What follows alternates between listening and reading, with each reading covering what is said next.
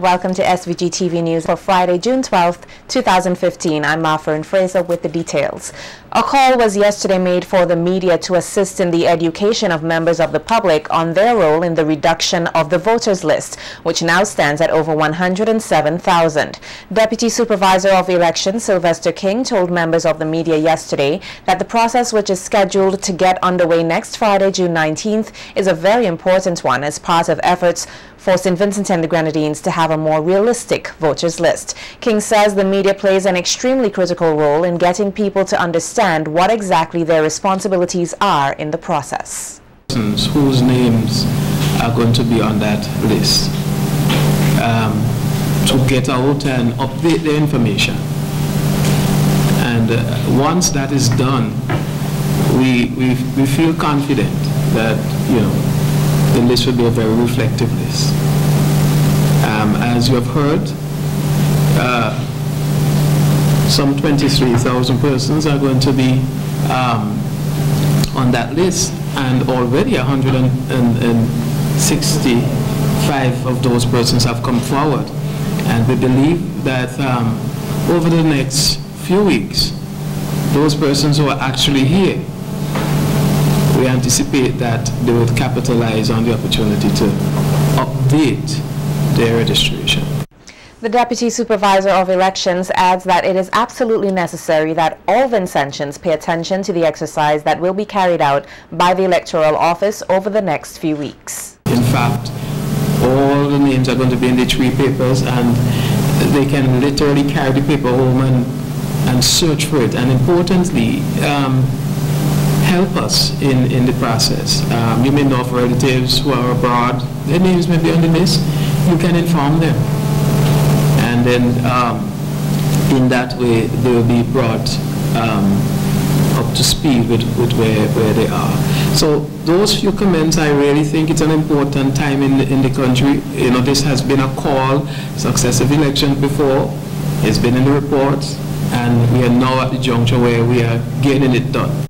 Her Majesty the Queen will present the inaugural Queen's Young Leaders Award to Vincentian Kenville Horn at a ceremony at Buckingham Palace on Monday, June 22nd. Horn is among 60 exceptional young people from across the Commonwealth who have been recognized by the Queen for taking the lead in transforming the lives of others and making a lasting difference in their communities. The 28-year-old is being recognized for his work in helping young people to reach their potential and raising awareness of the danger of drugs. Before receiving their award at Buckingham Palace, the winners will meet the UK Prime Minister David Cameron at 10 Downing Street, visit the headquarters at global social networking company Twitter, and meet with senior executives at the BBC World Service. Following the ceremony on the 22nd June, award winners will spend 4 days in the UK to take part in a residential development program as part of the award prize. The program includes workshops at Cambridge University, meetings with UK business leaders, and visits to life-changing social action projects. The second media training for women conducted by the National Council of Women, the NCW, will take place at the Shekinah Worship Center from 10 a.m. tomorrow. Through funding from the World Association of Christian Communication, the WACC, Vincentian women are being trained in basic video production along with digital photography. In an interview with SVG-TV News, President of the NCW, Beverly Richards, says this is the organization's way of ensuring that women tell and document their issues through the media. The theme under which the project is being conducted is Let Women Be Seen and Heard. Well, our project pertains to, as I said before, media. And we would like our women to be able to use the social media effectively for their purpose, not to create any hurt for them, not to put things on the media that is not necessary or will affect other women negatively. But what we want you to do, to be positive in your promotion. Whatever you're putting on the social media, be positive about it. Send a positive message to our women and our men out there. And so our project help women to be media savvy. They would help them to speak out. Too long women have been silenced. They have been silenced and they have been silenced. Richards says the project will continue at the National Insurance Services Conference Room on Wednesday, June 17th, where the focus will be on media practitioners to help them enhance their interviewing techniques. This phase, why we came up with it is because we know that reporting sometimes can be harmful to the victims. So we want to ensure, as the National Council of Women, that persons, when dealing with the women who have been affected by violence in any physically, socially, psychologically, so that they can deal with them effectively and not to condemn them. Sunday, June 14th, 2015 will be recognized as World Blood Donor Day. According to the World Health Organization, the theme for this year will be "Thank You for Saving My Life." In commemoration of the day, the CARICOM Youth Ambassadors SVG Committee earlier today donated blood at the blood bank of the Milton Cater Memorial Hospital. They were expected to be joined by members of the Youth Advocacy Movement and the Carpe Diem Society. This collaboration of youth is to encourage all Vincentians to participate under the slogan "Give freely, give often. Blood donation matters." Female Calypsonian says Vincentians have a responsibility to preserve the Calypso art form. More on this and other stories when we continue on the local scene.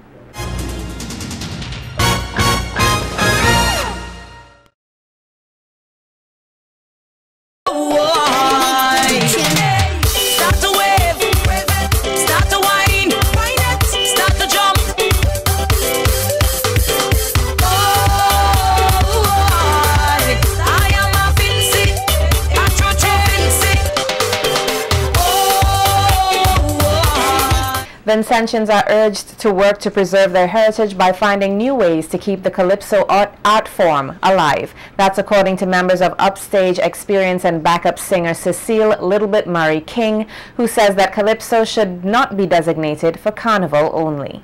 How important do you think Calypso is to St. Vincent and the Grenadines? It is very, very important, but I don't think enough is being done, especially when after our Carnival season, it dies right there. More needs to be done for us to be having this sort of Calypso competitions going on through the year and not just for June, July only. We need to work on that. Make it through the whole season.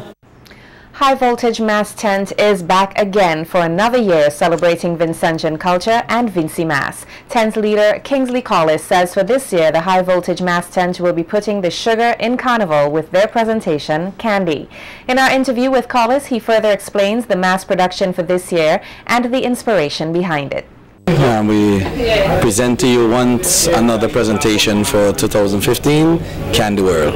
It consists of 10 sections and 4 individuals. The inspiration behind this particular presentation, is all about sweets. We think about the everyday person, hence the reason for this year's presentation. It's all about sugar and fun, and transfer them into a classroom format. The boy section, which is Oompa Loompas, the candy makers. Those are the person responsible to making all the candies, So we have from this other section is candy cane. The other section is Hacks candy. This candy is called gummies. This particular one is called Dove Chocolate. The one under that is Cocktail. This one is called Kiss. This one in particular is called Candy Corn. A lot of local persons might not be familiar with this one in particular because it's more North American holiday sweet. We have Big Red, and also for the kids, the girls, we have Marshmallow. So these are 10 sections that we present to you for 2K15 presentation. Business and the economy on a whole. It's a slow right now. So the businesses around the city have so much to do, so much bills to pay. It's an economical crisis this year. So even whatever little we have to just stretch it and make it do. So this year we a little bit in the slumber in terms of even sponsorship and moving forward with the presentation for this year. And the 45-year-old mass band Melbourne Artisans is pressing forward with its 8-section presentation for 2015 dubbed Massorama. Production manager Cleopatra Weeks says the costumes will depict various iconic persons and their occupations. Weeks says the designs were created by Ozzy Constance and says she's very pleased with the creations, which she describes as beautifully crafted. The Melbourne Artisans production manager says she's inviting revelers to check out their pieces and register early. This year our presentation is Massorama 45, Melbourne celebrating 25 years of building costumes. So that's where we get our name from. We have 8 sections. We have in a junior king, a queen of the band, and a king of the band. M is for Melbourne. That is a cricket section from England, an old cricketer.